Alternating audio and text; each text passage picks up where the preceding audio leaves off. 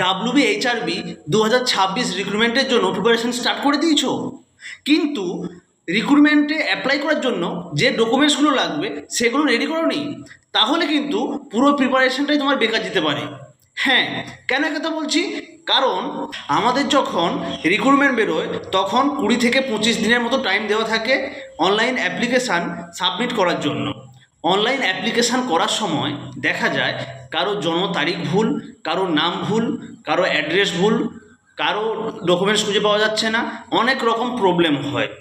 তাই তোমরা যারা WBHRB 2026 রিক্রুটমেন্টের জন্য প্রিপারেশান স্টার্ট করে দিয়েছো, তোমরা প্রিপারেশান করার পাশাপাশি রিক্রুটমেন্টে অ্যাপ্লাই করার জন্য যে যে ডকুমেন্টসগুলো লাগবে সেগুলো একবার ভালো করে চেক করে নাও।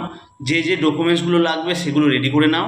আমি অনুপম মান্না, একজন government OT technologist. Medical technologist রিক্রুটমেন্টে অ্যাপ্লাই করার জন্য যে যে ডকুমেন্টসগুলো লাগবে তার ফুল ভিডিও আমার চ্যানেলে আপলোড করে দিয়েছি। তোমরা আমার চ্যানেলে গিয়ে ফুল ভিডিওগুলো দেখে নাও।